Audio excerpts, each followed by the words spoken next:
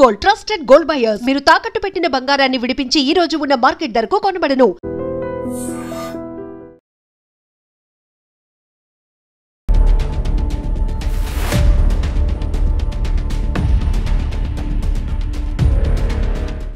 నేను నా చేతులతో కొన్ని వందల శవాలను ధర్మస్థలిలో అనేక చోట్ల పూడ్చాను.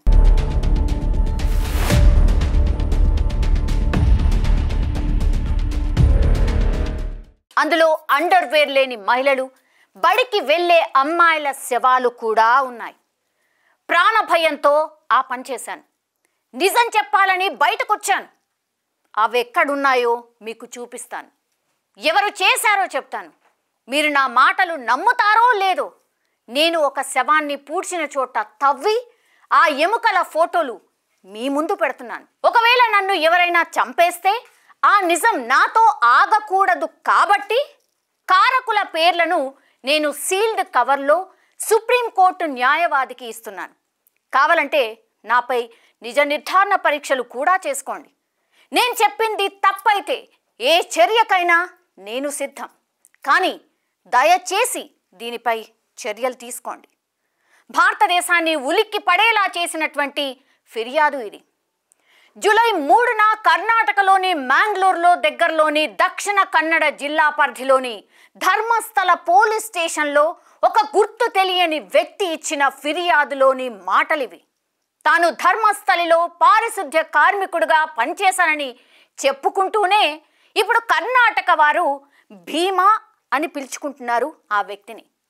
న్యాయవాదులు ఆయన్ను రహస్య ప్రదేశంలో ఉంచి పేరు అట్లాగే ఆయన మొహం కనబడకుండా ఇతర వివరాలు బయటకి రాకుండా చాలా భద్రంగా చూసుకుంటున్నారు.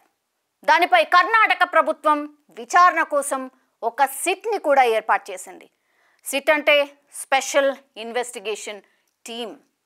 వారు ఆ భీమాను దాదాపుగా 5 గంటల పాటు విచారించారు. ఆయన చెప్పినటువంటి ప్రదేశాల్లో తవ్వకాలు కూడా స్టార్ట్ చేశారు. కూలీలు, చిన్న యంత్రాలు, పోలీసులు, వాసన పసిగట్టే జాగిలాలు అంటే కుక్కల్ని కూడా ధర్మస్థల పరిసరాల్లో మృతదేహాల కోసం తవ్వకాలు ఆల్రెడీ స్టార్ట్ అయ్యాయి. ఇక్కడ విచిత్రం ఏంటంటే ఆ వ్యక్తి మాటలు విని ఈ దేశమంతా ఆశ్చర్యపోయింది. కానీ కర్ణాటక వాసులు పెద్దగా అసలే షాక్ కాలేదు. ఎందుకంటే తులు ప్రాంతంలో కానీ కర్ణాటకలోనూ ధర్మస్థల గురించి అటువంటి ఎన్నో భయానక కథల గురించి అప్పటికే చాలామంది కర్ణాటక వాసులు విన్నారు, చూశారు కూడా. ఈ గుర్తు తెలియని వ్యక్తి రాసినటువంటి ఫిర్యాదులో ఒళ్ళు గగ్గురు పొడిచే భయంకరమైన ఆరోపణలు చాలా ఉన్నాయి. దాని గురించి తెలుసుకునే కంటే ముందు అసలు ధర్మస్థల చుట్టూ ఉన్న నేరారోపణలు అట్లాగే చరిత్ర ఒక్కసారి తెలుసుకునే ప్రయత్నం చేద్దాం. ధర్మస్థల ఒక పుణ్యక్షేత్రం. దాని పక్కనే ఆనుకుని ఉజిరే అనే మరో ఊరు ఉంటుంది. ఈ 2 ఊళ్ళ చుట్టుపక్కల అడవి లాంటి ప్రాంతాలు, నేత్రావతి నది అనే చిన్న నది కూడా ఉంటుంది. అక్కడ ఘోరమైన నేరాలకు దశాబ్దాల చరిత్ర ఉందని స్థానికులు చెప్తూ ఉంటారు. వేదవల్లి అనే టీచర్ ధర్మస్థలిలో ఉండేవారు. ఆమె భర్త ఒక డాక్టర్. ఆమెకు హెడ్ మినిస్ట్రెస్గా రావాల్సినటువంటి ప్రమోషన్ రాలేదు. ఆమె కోర్టుకు వెళ్ళి ప్రమోషన్ తెచ్చుకున్నారు లీగల్గా. గతంలో ఆమె ప్రమోషన్కు అడ్డం పడిన అక్కడి స్థానిక ప్రముఖులు కొందరు దీన్ని సహించలేకపోయారు. దాంతో ఆమె భర్త ఇంట్లో లేనప్పుడు ఆమెను బాత్రూంలో తగలబెట్టేశారు. భర్త ఫిర్యాదు చేయడానికి స్టేషన్కి వెళ్తే భర్తపైనే కేసు పెట్టారు పోలీసులు. కోర్టు భర్తను నిర్దోషిగా విడుదల చేసేసింది. కానీ అసలు దోషులు ఎవరు ఇప్పటికీ కూడా తేలలేదు అంటూ దాదాపుగా 45 ఏళ్ల నాటి నేరాల గురించి మహేష్ శెట్టి తిమ్మరోడి అట్లాగే గిరీష్ మట్టెనవార్ అనే వ్యక్తులు చెప్తున్నటువంటి సిచ్యువేషన్. వీరు ధర్మస్థల నేరాల బాధితులకు న్యాయం కోసం చాలా కాలంగా పోరాడుతున్నటువంటి వ్యక్తులు. ఇప్పటికీ కూడా ధర్మస్థల వాసులకు వేదవల్లి గుర్తున్నారు. ఆమె తమను కాదని కోర్టుకు వెళ్ళడం సహించలేని కొందరు పెద్దలు ఈ పని చేశారని స్థానికులు ఇప్పటికీ కూడా స్పష్టంగా చెప్తున్నారు. తన భార్యను చంపిన వారి పేర్లను ఆమె భర్త బతికి ఉన్నప్పుడు చాలా ఓపెన్గానే చెప్తూ ఉండేవారు. కర్ణాటక సోషల్ మీడియాలో ఆమె భర్త వీడియో ఆ పేర్లతో సహా తిరుగుతూ ఉంటుంది ఇప్పటికీ కూడా.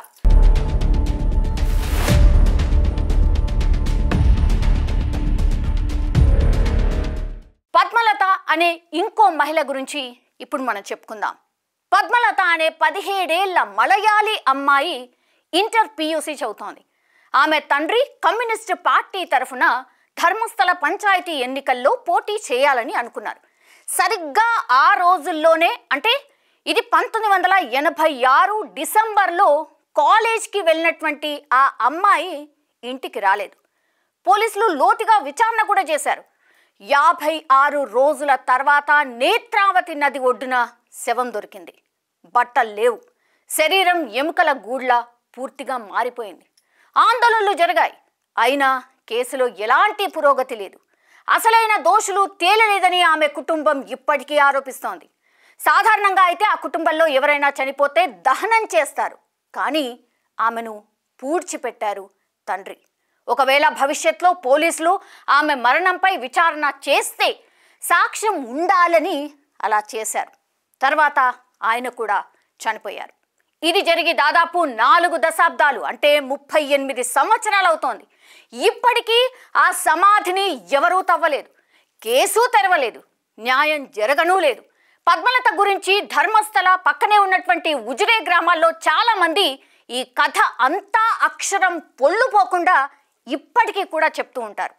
మా సోదరి కాళ్ళు చేతులు తాళ్లతో కట్టేసున్నాయి.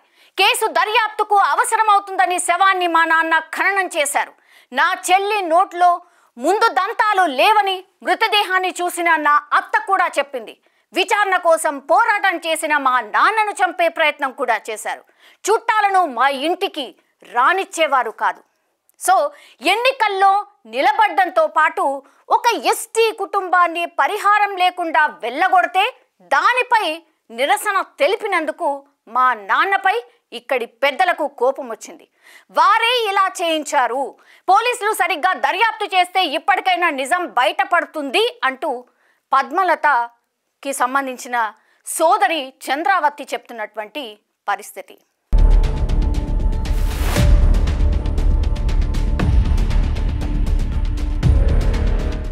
ఇది ఇంకో కథ. MBBS మొదటి ఏడాది చదివే అమ్మాయి అనన్య భట్ స్నేహితురాళ్లతో కలిసి ధర్మస్థల వెళ్ళారు.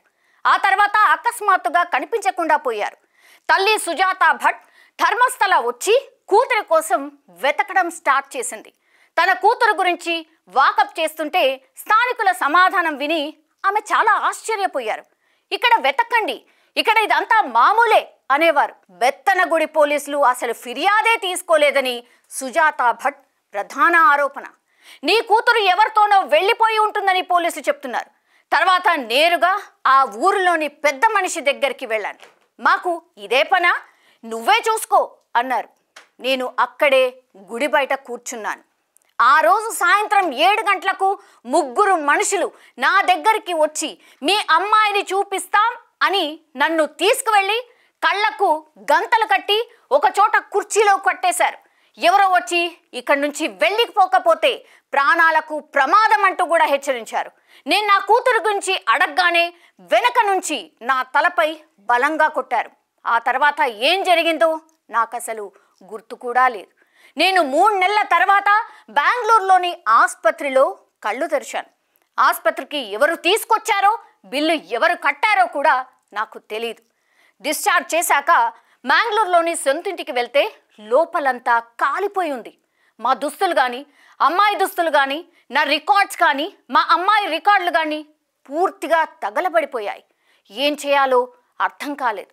వారం రోజుల పాటు రోడ్లపై తిరిగానంటూ చెప్పారు అనన్య భట్ తల్లి సుజాత భట్. ఆమెకు బహుశా 70 ఏళ్ల వయసు ఉంటుంది. కోల్కతాలో CBIలో స్టెనోగ్రాఫర్గా చేశానని ఆమె చెప్తున్నారు. తాజాగా 100 మందిని పూడ్చానన్న వ్యక్తి వార్తలు చూసి ఈమె మళ్ళీ ధర్మస్థల వచ్చారు. తన కూతురు అస్థికలు దొరికితే DNA పరీక్ష చేసి వాటిని తనకు అప్పగించాలని ఆమె ప్రాధేయపడుతున్నారు. బ్రాహ్మణ పద్ధతిలో నేను నా కూతురికి అంత్యక్రియలు చేసుకుంటాను. నాకు కనీసం ఆతృప్తైనా మిగిల్చండి. అవతలి వారు చాలా పెద్దవారు, నేను వారితో పోరాడలేను, వారికి ధనబలం ఉంది, నాకు డబ్బు లేదు, జనం లేరు, కొందరు నాకు మద్దతు ఇస్తున్నారు, వారి కారణంగానే నేను ఇక్కడి వరకు రాగలిగాను. లాయర్లు నాకు చాలా సాయం చేస్తున్నారు, నేను 20 ఏళ్ల నుంచి ఎదురు చూస్తున్నాను, దయచేసి నా కూతురు అస్థికలు ఇప్పించండి అని కన్నీటితో వేడుకుంటున్నారు ఆమె. ధర్మస్థల ప్రాంతానికి చెందినటువంటి ఒక యువతి ఇంటర్ PUC 2వ ఏడాది చదువుతూ ఉండగా లైంగిక దాడికి గురై హత్యకు కూడా గురైంది. 2012 అక్టోబర్ 10న దుస్తులు లేని, శరీరం అంతా గాయాలతో ఉన్న శవం దొరికింది. ఆమెపై చాలా మంది లైంగిక దాడి చేశారని, ఆ శరీరం చూసిన ఎవరైనా చెప్పగలరు అని కుటుంబ సభ్యులు వాపోతున్నారు.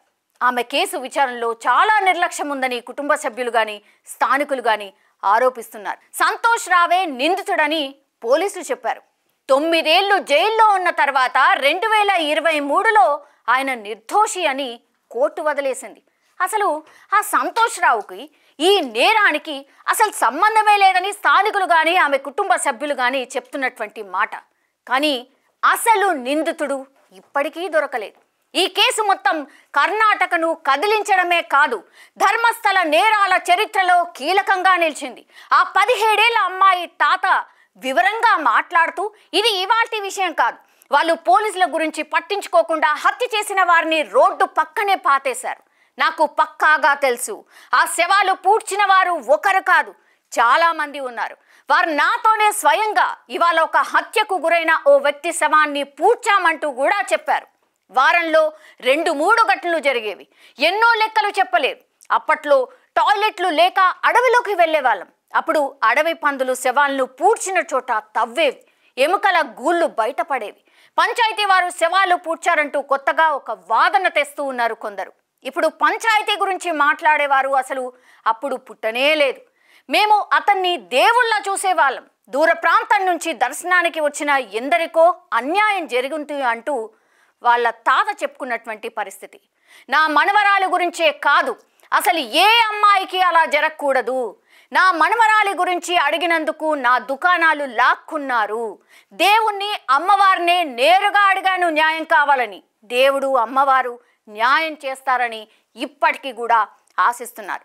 ధర్మస్థల వరకు వచ్చిన ఒక మంత్రి మా ఇంటికి వస్తానని అన్నారు, కానీ ఇప్పటికీ రాలేదు. ఎవరు ఆపారు అతన్ని? అంతా మన కళ్ళ ముందే జరుగుతుంది కదా, ఎవరు అనేది అందరికీ తెలుసు కదా. నేను సాక్ష్యం ఇస్తాను అంటూ ఒకరు ముందుకొచ్చారు, కానీ పోలీసులను ఆపుతుంది అసలు ఎవరు అంటూ ఆయన ప్రశ్నిస్తున్నటువంటి సిచ్యువేషన్. లైంగిక దాడి బాధితురాలు కాబట్టి ఆమె పేరు కానీ, కుటుంబ సభ్యుల పేర్లు కానీ, ఫోటోలు కానీ ఎవరు ప్రచురణ చేయట్లేదు ఆర్ బయట పెట్టట్లేదు. కానీ కర్ణాటకలో ప్రతి ఒక్కరికి ఈమె గురించి తెలుసు. ధర్మస్థలిలో ఎక్కడ చూసినా ఆమె ఫోటో కనిపిస్తూ ఉంటుంది. ఆమె ఇంటికి వెళ్లే దారి అంటూ బోర్డులు కూడా కనిపిస్తాయి. 2012లో ఈ కేసు కర్ణాటకను పూర్తిగా కలిచివేసింది, కుదిపేసింది. ఎందరో ఈ అమ్మాయి న్యాయం జరగాలంటూ ఆందోళన కూడా చేశారు, ఇంకా కూడా చేస్తూనే ఉన్నారు. ఆమె ఇంటి దగ్గరలో ఒక విగ్రహం కూడా పెట్టారు. ధర్మస్థల మందిరానికి వెళ్లే కన్నడిగులు ఎవరైనా సరే ఆమె ఇంటికి వెళ్ళి ఆమె తల్లిని కలిసి సంతాపం చెప్తుంటారు. ఇప్పటికీ కూడా ఆమె విగ్రహం ఉన్న చోటును దాదాపు గుడిలా పూర్తిగా మార్చేసి ఇప్పటికీ పూజిస్తున్నారు. ఆమె గురించి సమీర్ అనే యూట్యూబర్ చేసినటువంటి వీడియోకు 2 కోట్ల వ్యూస్ వచ్చాయి, కానీ దాన్ని ఆయన తొలగించాల్సినటువంటి సిచ్యువేషన్ తీసుకొచ్చారు. ఈ కేసులో కీలక సాక్ష్యాలు కూడా హత్యకు గురయ్యారని ఆరోపణలు కూడా ఉన్నాయి. ఆ కేసులో ఒక కన్నడ ఛానల్లో బహిరంగంగా ధైర్యంగా మాట్లాడినటువంటి ఒక వ్యక్తిని ధర్మస్థల వాసులు హీరోలాగా స్వాగతించినటువంటి వీడియోలు కూడా ఇప్పటికీ వైరల్గా మారిపోయాయి. ఇక్కడ మాట్లాడుతున్నవి మనం కేవలం 4 మహిళల గురించి. తాను 100 శవాలు పూడ్చానంటూ ముందుకు వచ్చినటువంటి వ్యక్తికి ఇక్కడ చెప్పిన అనన్య భట్, 17 ఏళ్ల అమ్మాయి, వేదవల్లి, పద్మలత కేసులకి అసలు సంబంధమే లేదు. ఇది పూర్తిగా కొత్తవి. ఇలా చెప్పుకుంటూ పోతే ధర్మస్థల చుట్టూ అసహజ మరణాలు, దారుణమైనటువంటి లైంగిక దాడుల కథలు ఎన్నో వినిపిస్తున్నాయి. దశాబ్దాల నుంచి ధర్మస్థలిలో వందల మంది మహిళలపై లైంగిక దాడులు, హత్యలు, మగవారి హత్యలు జరిగాయనేది స్థానికులు చెప్తున్నటువంటి స్పష్టమైనటువంటి మాట. కానీ ఈ మాట సాక్ష్యాలు లేకుండా చెప్తున్నటువంటిది అసలే కాదు. ధర్మస్థల, ఉజిరే గ్రామాల్లో 2001 నుంచి 2011 మధ్యలో సంభవించిన అసహజ మరణాలు 452 అని బెల్తంగడి పోలీసులు ఇచ్చిన ఆర్టీఐ రిప్లైలో ఉంది. అందులో 96 మరణాలు మహిళలవే. ఇవన్నీ పోలీసుల దృష్టికి వెళ్ళిన అసహజ మరణాలు. అవి ఆత్మహత్యలు, హత్యలు లేదా ప్రమాదాలు కూడా కావచ్చు. కానీ మొత్తం పోలీస్ స్టేషన్ పరిధి కూడా కాకుండా కేవలం 2 గ్రామాల్లో అన్ని అసహజ మరణాలు జరగడం ఆశ్చర్యం అంటున్నారు ఆర్టీఐ దాఖలు చేసినటువంటి ఒక వ్యక్తి ఆర్ నాగరిక సేవా ట్రస్ట్ వారు చెప్తున్నటువంటి మాట. ధర్మస్థలలో ఆత్మహత్య చేసుకుంటే మోక్షం వస్తుందని ఒకటి ఏదో పుట్టించారు. కానీ అలాంటిది ఏమీ లేదు అని చాలామంది చెప్తున్నటువంటి మాట. ఇక్కడ ఒక ముఠా ఉంటుంది. జంటగా వచ్చిన వారిలో బాగున్న వారిని గుర్తించి ఆ జంటను వేరు చేసి స్త్రీపై లైంగిక దాడి చేస్తూ ఉంటారు. ఆ తర్వాత ఏం చేస్తారో నేను చెప్పాల్సిన అవసరమే లేదు, మీకే ఇప్పటి వరకు అర్థమై ఉంటుంది. దానికి డి గ్యాంగ్ అని పేరు. ధర్మస్థలిలోని కొందరు పెద్దల అండదండలు వారికి స్పష్టంగా ఉన్నాయి. మొత్తంగా వారు చేసే అరాచకాల వల్ల ఈ ప్రాంతానికి ధర్మస్థల రిపబ్లిక్ అనే పేరు పెట్టారు అంటూ కూడా స్థానికులు చెప్తున్నారు. ఇక్కడ గుర్తించాల్సింది ఏంటంటే, తాజాగా లొంగిపోయినటువంటి వ్యక్తి తాను స్వయంగా పూడ్చానని చెప్తున్న వందల శవాలు కూడా ఈ 452 లెక్కలోనివి కాదు. అవి అసలు పోలీసుల రికార్డుల్లోనే లేవు. ఈ అసహజ మరణాలపై కర్ణాటక ప్రభుత్వం నియమించినటువంటి prevention of sexual violence against women and children committee అధ్యక్షుడు ఉగ్రప్ప విచారణకు ఆదేశించారు పూర్తిగా. ఆ నివేదిక ప్రస్తుత పరిస్థితి గురించి ఎవరికీ కూడా తెలియదు. అయితే 2012 నాటి 17 ఏళ్ల అమ్మాయి ఘటన తర్వాత కర్ణాటకకు చెందినటువంటి లాయర్స్, డిజిటల్ మీడియా, యూట్యూబర్స్, ప్రజా హక్కుల సంఘాలు కావచ్చు, హిందుత్వ సంఘాలు ఈ ఘటనలపై పెద్ద ఎత్తున ఆందోళనలు కూడా చేశాయి. రాష్ట్రం మొత్తం కదలడం, 2012 తర్వాత ధర్మస్థలిలో నేరాల సంఖ్య గణనీయంగా తగ్గిందని వారంతా చెప్తున్నారు. అయితే పాత నేరాలతో పాటుగా అక్కడ జరిగే అనేక చట్ట వ్యతిరేక అంశాలపై విచారణ కోసం వారిప్పుడు పట్టుబడుతున్నారు. వారంతా ఒక వ్యక్తి, ఒకే కుటుంబం, ఒకే సంస్థ వైపు తమ వేళ్లని చూపిస్తున్నారు. కోర్టు ఉత్తర్వుల వలన ఆ వ్యక్తి లేదా కుటుంబం పేరు వివరాలు మేమిక్కడ రాయటం లేదు. ఈ ఆరోపణలపై వారిని సంప్రదించే ప్రయత్నం చేసినప్పటికి కూడా వాళ్ళు అందుబాటులోకి రాలేదు అనే వాదన కూడా ఒకటి వినిపిస్తోంది. సో హత్యలు తగ్గినప్పటికీ తమపై నిరసనలకు దిగేవారిని ధర్మస్థల పెద్దలు వదలరు, ఏదో రకంగా వేధిస్తారు అని స్థానికులు ఆరోపిస్తున్నారు.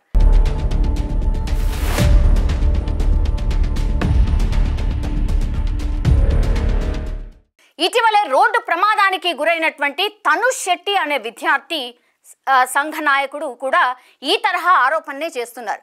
నేను చిన్నప్పటి నుంచి ఇక్కడ నేరాలు, అత్యాచారాలు, భూ ఆక్రమణల గురించి వింటూ పెరిగాను. 2012 నాటి 17 ఏళ్ల అమ్మాయి ఘటన కావచ్చు, నేరం చేసిందెవరో తేలాలన్న ఆందోళనలో కూడా నేను అందులో కూడా పాల్గొన్నాను అన్నటువంటి మాట చెప్తున్నాడు. ఇక్కడ శక్తివంతమైన వ్యక్తులపై నేను సోషల్ మీడియాలో ఆందోళన కూడా స్టార్ట్ చేశాను, ఎందుకంటే మీడియా దాన్ని కవర్ చేయడం లేదు అనేటువంటి మాట కూడా చెప్తున్నాడు. సో 3 నెలల క్రితం నాకు ఒక మెసేజ్ వచ్చింది, త్వరలో నీకు యాక్సిడెంట్ జరగబోతోంది అంటూ ఒక మెసేజ్. 2 నెలల క్రితం నేను బైక్పై వెళ్తుండగా ఆటో ఢీ కొట్టింది. నీ ప్రమాదం నేను కల్లారా చూశాను, ఇది దేవుని శాపమని మళ్ళీ పోస్ట్ వచ్చింది అనేటువంటి మాట చెప్తున్నాడు. నేను స్టేషన్లో ఫిర్యాదు చేయడానికి వెళ్తే వారు అసలు తీసుకోలేదు. మ్యాంగ్లూరు ఎస్పీ దగ్గరికి వెళ్ళాక ఆయన ఆదేశాలతో తప్పనిసరి పరిస్థితుల్లో చాలా ఇబ్బంది పెట్టి అప్పుడు కేసు తీసుకున్నారు. కానీ ఇప్పటికీ కూడా దాని మీద ఎలాంటి చర్య లేదు. విచిత్రంగా నేను ఆ ఫిర్యాదులో ఏ పెద్ద మనిషి పేరు రాయకపోయినా నా కేసు విచారణపై స్టే కోసం కావచ్చు వారు హైకోర్టుకు కూడా వెళ్ళారు. ఆ కోర్టు ఉత్తర్వుల్లో వారే ఒక పెద్ద మనిషి పేరు పెట్టి నేను ఆయన పరువుకు భంగం కలిగించేలా చేస్తున్నానంటూ నాపైనే ఆరోపణలు చేశారు అన్నటువంటి మాట చెప్తున్నాడు ఆ వ్యక్తి. ఆ ప్రమాదంలో నా వేళ్లు తెగాయి, చేతుల్లో రాడ్లు పడ్డాయి, చేయి పైకి లేపలేను. ఇప్పుడు ఎవరైతే ఆ పెద్దకు వ్యతిరేకంగా నిరసన చేస్తారో వారిని అంతా లక్ష్యంగా చేసుకుంటారు, వాళ్ళ వ్యాపారాలను దెబ్బతీసి దాడులు చేస్తూ ఉంటారు. నాది చాలా చిన్న ఉదాహరణ అంటూ తనుష్ శెట్టి చెప్పుకొచ్చినటువంటి మాట. అయితే ఇన్ని నేరాలు కూడా చాలా తక్కువే అంటున్నారు కర్ణాటకకు చెందినటువంటి అనేక మంది ఆందోళనకారులు. కొంతకాలంగా ధర్మస్థల ఘటనలపై పోరాడుతున్నటువంటి మాజీ పోలీస్ అధికారి, బీజేపీ మాజీ నాయకుడు గిరీష్ మట్టెన్నవార్ దీని గురించి చెప్పే ప్రయత్నం చేశారు. ఆ గుర్తు తెలియని వ్యక్తి ఫిర్యాదు కేసులో ఈయన చురుకుగా వ్యవహరిస్తున్నారు, ఇన్ఫర్మేషన్ కూడా గ్యాదర్ చేసే ప్రయత్నం చేస్తున్నారు. ఇక్కడ మొత్తం క్రిమినల్ జస్టిస్ వ్యవస్థ కుప్పకూలిపోయింది. వేదవల్లి కేసు నుంచి ఇదే జరుగుతోంది. 2012 నాటి 17 ఏళ్ల అమ్మాయి మరణానికి కాస్త ముందు అన్నా చెల్లెళ్లను డబుల్ మర్డర్ చేశారు. అందులో చెల్లిపై సామూహిక లైంగిక దాడి చేశారు, తల మీద మోది చంపేశారు. అక్కడ వందల కొద్దీ లైంగిక దాడులు, హత్యల వివరాలు నమోదు కాలేదు. అక్కడ నేరస్తులు మతం, దేవుణ్ణి అడ్డం పెట్టుకున్నారు. తమను ప్రశ్నిస్తే దేవుణ్ణి ప్రశ్నించినట్టుగా చూపిస్తూ ఉన్నారు. మేము భక్తులమే, మేము దేవుని కాదు, నిర్వాకులం మాత్రమే ప్రశ్నిస్తూ ఉన్నారు అన్నటువంటి వాదన కూడా తెస్తూ ఉన్నారు. సో 4-5 దశాబ్దాలుగా ఇది జరుగుతూనే ఉంది. కానీ 2012 ఘటన తర్వాత జనంలో వ్యతిరేకత వచ్చాక పరిస్థితిలో కాస్త మార్పు వచ్చింది. వారిపై కేవలం హత్య, లైంగిక దాడి నేరాల్లోనే కాకుండా వేల కోట్ల మనీ లాండరింగ్ ఆరోపణలు కూడా ఉన్నాయి. ఆ విషయంగా కూడా వారి వల్ల చాలా మంది ఆత్మహత్య చేసుకున్నారు. వీటిపై కూడా విచారణ జరగాలి అంటూ డిమాండ్ అయితే వినిపిస్తోంది.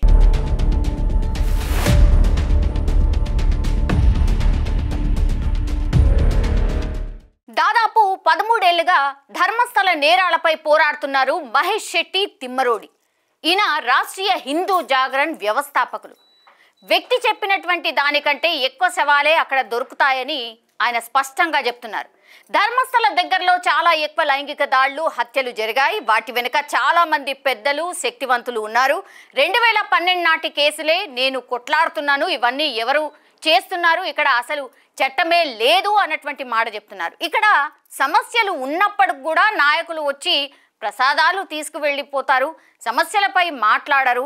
అప్పటి బీజేపీ ప్రభుత్వం ఇక్కడి పెద్ద మనిషికి పూర్తిగా సహకరించింది, కాంగ్రెస్ కూడా సహకరిస్తోంది. వాళ్ళందరినీ కొనగలరు, ఎక్కడా ఒక ఎఫ్ఐఆర్ కూడా లేకుండా జాగ్రత్త పడ్డారు అన్నటువంటి వాదన కూడా ఉంది. మేము అసలు భారతదేశంలో ఉన్నామా అనిపిస్తోంది. బీజేపీ, కాంగ్రెస్, జేడీఎస్ అందరి నాయకులు కూడా వచ్చి వారి కాళ్ళ మీద పడతారు. ఆయనపై పోరాడుతున్నకు 13 ఏళ్లలో నాపై 25 కేసులు పెట్టారు అన్నటువంటిది కూడా మహేష్ శెట్టి చెప్తున్నటువంటి మాట. నేను ధర్మస్థలిలో బడిలో చదువుకునే రోజుల నుంచి వీటిని వింటున్నాను. నేను వారి నేరాల గురించి 24/7 నెల రోజుల పాటు మాట్లాడగలను.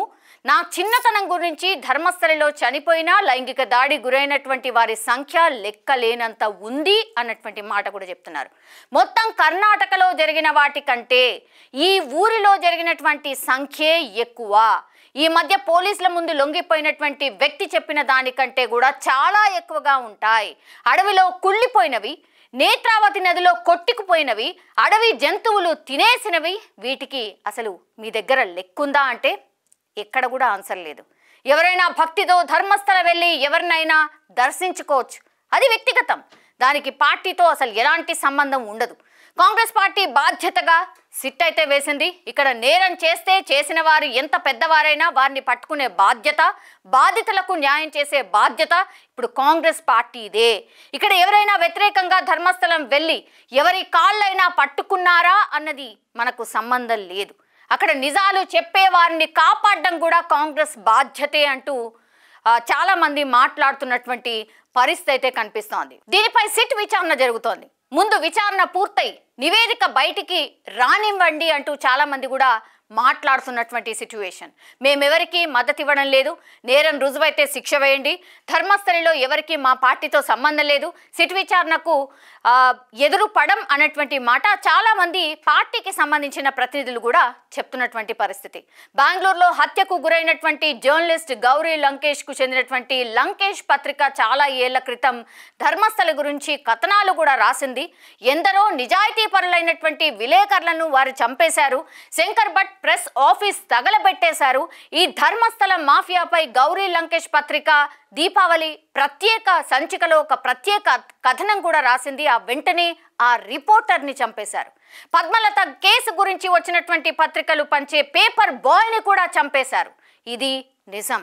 ధర్మస్థలిలో ఈ నేరాలతో పాటుగా భూ ఆక్రమణలు, దేవాలయ నిర్వహణ, దేవాలయ యాజమాన్య హక్కులకు సంబంధించిన అంశాలు కావచ్చు, నిబంధనలకు విరుద్ధంగా జరిగే అధికంగా ఉండే వడ్డీ వ్యాపారాలపై పలువురు స్థానికులు పోరాటం చేస్తున్నారు. ఇప్పటికైనా దీనిపై నాగరిక సేవా ట్రస్ట్ అనే సంస్థ సుదీర్ఘంగా న్యాయ పోరాటం కూడా చేస్తోంది. ధర్మస్థల పెద్దలు కనీసం 16 చట్టాల్ని ఇక్కడ ఉల్లంఘించారు. నేరాల విషయంగానే కాకుండా ఉల్లంఘనల పరంగా కూడా వారు జైలుకు వెళ్ళగలరు అని సోమనాథ్ నాయక్ అనే వ్యక్తి చెప్తున్నటువంటి పరిస్థితి. ఈ పోరాటాలకు ప్రతిగానే తాము అనేక కేసులు కూడా ఎదుర్కొంటున్నట్టు వారు చెప్పిన సిచ్యువేషన్. 2012లో మొదలైనటువంటి ఆందోళన తాజాగా గుర్తు తెలియని వ్యక్తి ఫిర్యాదుతో ఇప్పుడు వెలుగులోకి వచ్చిందని చెప్పొచ్చు. బెంగళూరుకి చెందినటువంటి సీనియర్ న్యాయవాది ఆయన కోర్టు ముందు పెట్టారు. తాను ఈ విషయాలు చెప్తే ఎవరు నమ్మరని, తనంతట తానే ఆ అస్థికలు తీసుకొని వచ్చాడు. అతని చెప్పేది నిజమా అబద్ధమా అని పోలీసులు తేల్చారు. మీరు కూడా నమ్మకండి, నిజాయితీగా విచారణ చేసి చూసి అప్పుడే నమ్మండి అన్నటువంటి మాట చెప్తున్నారు. అతని గొంతుక కోర్టు ముందు విప్పే అవకాశం ఇవ్వాలని కూడా నేను నమ్మాను కాబట్టి అందుకే ఇందులోకి దిగాను, ఇందులో నేను సహకరిస్తున్నాను. గతంలో నమోదైన ఏ నేరానికి సంబంధించినటువంటి పెండింగ్ కేసుకైనా దీనికి సంబంధం లేదు, ఇది పూర్తిగా కొత్త కేసు అన్నటువంటి మాట చెప్తున్నారు. సో ఈ ధర్మస్థల చుట్టూ 1970ల నుంచి వివాదాలు ఉన్నాయి. భారత న్యాయ వ్యవస్థలో ఇదో అరుదైన కేసు అంటూ కూడా ఒక సుప్రీంకోర్టు న్యాయవాది కామెంట్ చేశారు. ప్రస్తుతం ఈ కేసు విచారణ కోసం కర్ణాటక ప్రభుత్వం అయితే 4 IPS అధికారులతో కలిసి ఒక ప్రత్యేక దర్యాప్తు బృందాన్ని ఏర్పాటు చేసింది. జూలై 19న doctor Pranav Mohanty IPS, MN Anucheth IPS, Soumyalatha IPS, Jitendra Kumar Dayama IPS వారికి మరో 20 మంది పోలీస్ సిబ్బందిని కూడా ఇచ్చి ఈ కేసుకి సంబంధించి పూర్తి విచారణకైతే ఆదేశించినటువంటి పరిస్థితి. అయితే ఆ 4 IPSలలో కూడా ఒకరు వ్యక్తిగత కారణాలతో ఈ విచారణ నుంచి బయటకు వెళ్ళిపోతున్నట్టు కర్ణాటక మీడియాలో ఒక వార్త అయితే వస్తోంది. సో ఎంత ఇన్ఫ్లుయెన్స్ ఉందో దీన్ని బట్టి మనం అర్థం చేసుకోవచ్చు. ఇప్పటికే ఈ సిట్ విచారణ ప్రారంభించి ఫిర్యాదుదారుణ్ణి 5 గంటలకు పైగా ఆల్రెడీ విచారణ చేసింది. ఇప్పుడు తవ్వకాలు కూడా జరుపుతోంది. దీనిపై ధర్మస్థల దేవాలయం తరఫున పార్శ్వనాథ జైన్ అనేటువంటి వ్యక్తి ఒక ప్రకటన కూడా విడుదల చేశారు. సిట్ అత్యున్నత స్థాయిలో విచారణ జరిపి నిజాలు వెలుగులోకి తీసుకువస్తుందని మేము ఆశిస్తున్నాము అండ్ కోరుతున్నామంటూ కూడా ఆయన ప్రకటనలో రాసుకొచ్చిన పరిస్థితి. ఇక ధర్మస్థల స్టేషన్లోని క్రైమ్ నంబర్ 39/2025లో ఎక్కడా ధర్మస్థలకు సంబంధించిన ఒక దేవాలయం పేరు కానీ, దాని నిర్వాహకులైనటువంటి ఒక కుటుంబం పేరు కానీ, వారు నిర్వహించే ఇతర సంస్థల పేర్లు కానీ రాయవద్దు, ఇప్పటికీ రాసినవి తొలగించాలంటూ కూడా ఆ కుటుంబ సభ్యులు బెంగళూరు నగర కోర్టుకు వెళ్ళగా వారికి అనుకూలంగానే తీర్పు వచ్చింది. దీంతో ఎక్కడా కూడా వారి పేర్లు మీడియాలో రాయడానికి అవకాశం లేకుండా పోయింది. అందుకే ఒక వ్యక్తి ఆర్ ఒక కుటుంబం అనే మాత్రమే మనం కూడా ప్రస్తావిస్తున్నాం. సో ఈ కథనంలో పలువురు ధర్మస్థల వాసులు ఇతర ఆందోళనకారులు చేసినటువంటి ఆరోపణలపై స్పందన కోసం ధర్మస్థల పెద్ద అంటూ వారు చెప్పినటువంటి వ్యక్తిని సంప్రదించడానికి ప్రయత్నించినా కూడా వారు అందుబాటులోకి రాలేదు, స్పందించడానికి ఇష్టపడలేదు. సో ఆ గుర్తు తెలియని వ్యక్తి రాసిచ్చినటువంటి ఫిర్యాదు ఆధారంగానే ఇప్పుడు FIR నమోదైంది. అసలు FIRలో ఏముంది ఒక్కసారి తెలుసుకునే ప్రయత్నం చేద్దాం. 1995 నుంచి 2014 డిసెంబర్ వరకు నేను ధర్మస్థలిలోని ఒక దేవాలయంలో పారిశుద్ధ్య కార్మికుడిగా పనిచేశాను. నేను విధుల్లో చేరిన కొత్తలో అక్కడ శవాలు కనిపించేవి. చాలా ఆడవారి శరీరాలు బట్టలు లేకుండా, అండర్వేర్ లేకుండా ఉండేవి. కొన్నిటిపై స్పష్టమైన గుర్తులు, లైంగిక దాడి జరిగినట్టు, హింస జరిగినట్టు గుర్తులుండేవి. కొన్నిటి మీద యాసిడ్తో కాల్చిన గాయాలు ఉండేవి. 1998లో ఈ శవాలను రహస్యంగా పూర్తి చేశామని, పోలీసులకు చెప్పవద్దని, చెప్తే నన్ను నా కుటుంబాన్ని చంపేస్తామని మా సూపర్వైజర్లు చెప్పారు. వారిది ఒకటే మాట, వాళ్ళ మాట వినాలి లేదా కుటుంబంతో సహా ముక్కలుగా చావాలి. మా సూపర్వైజర్లు శవాలు ఉన్న చోటుకు పిలిచేవారు. 2010లో బహుశా 12 నుంచి 15 ఏళ్ల వయసు ఉన్నటువంటి ఒక టీనేజ్ అమ్మాయి శవం కనిపించింది. ఆమె స్కూల్ యూనిఫామ్ చొక్కా వేసుకుంది. అండర్వేర్ కానీ స్కర్ట్ లేవు. లైంగిక దాడికి సంబంధించిన స్పష్టమైన ఆధారాలు కనిపించాయి. మెడపై గాయాలున్నాయి. ఆమె స్కూల్ బ్యాగ్తో సహా పూడ్చడానికి గొయ్యి తవ్వామని ఆ వ్యక్తి చెప్పాడు. మరోసారి 20 ఏళ్ల అమ్మాయి శవం. ఆమె ముఖం యాసిడ్తో కాల్చేశారు. శవాన్ని న్యూస్ పేపర్లో చుట్టారు. ఆమెను పూడ్చకుండా చెప్పులు ఇతర వస్తువులు తీసుకుని తగలబెట్టేయాలని కూడా సూపర్వైజర్లు ఆదేశించారు. ధర్మస్థలికి వచ్చే మగవారు పేదలను హత్య చేసిన ఉదంతాలు నాకు తెలుసు. వారికి ఊపిరాడకుండా చేసి చంపేసేవారు. కొన్ని నేను స్వయంగా కూడా చూశాను. కొన్ని సందర్భాల్లో శవాలను ఏ ఆధారం లేకుండా డీజిల్తో కాల్చేవాడిని. వందల శవాలు ఈ పద్ధతిలోనే చేశాను. 2014లో మా కుటుంబానికి చెందినటువంటి ఒక అమ్మాయిని లైంగికంగా వేధించారు. ఆ డిసెంబర్లో కుటుంబంతో సహా పారిపోయాను. మౌనంగా ఉండడానికి నా మనసు ఒప్పుకోవడం లేదు. నేను ఈ మధ్య ధర్మస్థలిలో శవాన్ని పూడ్చిన ఒక చోటుకి వెళ్ళి అక్కడ కప్పెట్టిన శవంలో మిగిలిన భాగాలు బయటికి తీసి వాటి ఫోటోలు కానీ ఈ ఫిర్యాదుకు జత చేస్తూ ఉన్నాను. మీరు నమ్ముతారని ఆ శవాలకు అంత్యక్రియలు చేస్తే నా అపరాధ భావం కాస్తైనా తగ్గి వారి ఆత్మకు శాంతి కలుగుతుంది. ఆఖరికి చావులో కూడా గౌరవానికి నోచుకొని బాధితులకు న్యాయం చేస్తారని ఆశిస్తున్నాను. నేను ఆరోపణలు చేస్తున్న వారంతా ఒక దేవాలయ పరిపాలనకు సంబంధించిన వారు. ఇతర సిబ్బందిని కోర్టు ఆదేశాల మేరకు ఆ పేరు ఇక్కడ నేను ఇవ్వటం లేదు. శక్తివంతులు, పలుకుబడి ఉన్నవారు తమను వ్యతిరేకించే వారిని చంపేస్తారు. కావాలంటే నాపై నిజ నిర్ధారణ పరీక్షలు కూడా చేసుకోండి. ఒకవేళ నేను ఆ పేర్లు చెప్పకుండానే మాయమైపోయినా లేక నన్ను మర్డర్ చేసినా నాకు తెలిసిన నేరస్తుల పేర్లు వారి పాత్రలు ఈ ఫిర్యాదులో రాసిన దాని కొనసాగింపు అంతా కూడా నేను వివరంగా రాసి సంతకం పెట్టిన ఫిర్యాదు కాపీ సుప్రీంకోర్టు న్యాయవాది ధనుంజయ గారికి నేను అందించాను. ఈ సాక్ష్యాలు నాతో అంతరించపోకూడదు. ఇది ఎఫ్ఐఆర్లో స్పష్టంగా ఆ వ్యక్తి ఇచ్చినటువంటి ఫిర్యాదు. సో ధర్మస్థలిలో ఇంత జరిగింది. దీనిపైనే ఇప్పుడు సిట్ విచారణ జరుగుతోంది. అండ్ ప్రపంచమంతా, మన దేశమే కాదు ప్రపంచమంతా చూస్తోంది అసలు ధర్మస్థలిలో ఏం జరిగి ఉంటుంది. ఇప్పుడు తవ్వినా కొద్దిగా శవాలు బయటకు వస్తాయి అన్నటువంటి మాట చెప్పారు. కాబట్టి ఎన్ని శవాలు బయటకు వస్తాయి, మరి ఎన్ని మిస్సింగ్ కేసెస్ ఉన్నాయి, ఇందులో పెద్ద తలకాయ ఎవరు, అసలు ఆ పెద్దలు ఎవరు, ఇంత మారణకాండకి పాల్పడింది ఎవరు అనేది మరి సిట్ విచారణలో ఏం తేలుతుంది. ఆ తర్వాత ఆ పెద్దల పేర్లు బయటకు వస్తాయా లేదా, ఇది ధర్మస్థలిలో ఏం జరుగుతోంది అని చెప్పే ఒక చిన్న ప్రయత్నం. నిజంగా ప్రస్తుతం ఉన్నటువంటి సమాజం దేనికి ప్రయారిటీ ఇస్తుంది? ఆర్థిక సంబంధాల చుట్టూ మాత్రమే తిరుగుతోంది. మళ్ళీ ఎన్నికలంగానే చాలా విరక్తి కలుగుతున్నాం. మంచి అనిపిస్తుంది కదా, లేడీస్ కూడా ఛాలెంజింగ్ జాబ్స్ చేసినప్పుడు చాలా బాగుంటది. ట్రాఫిక్ అసిస్టెంట్స్ గా నియమించిన ట్రాన్స్జెండర్స్ అందరితో సాల్యూట్ చేయించుకుంటున్నారు. ఫుడ్ డెలివరీ ఇవ్వటానికి వెళ్ళినటువంటి డెలివరీ బాయ్ అనిల్ పై కళ్ళ ముందు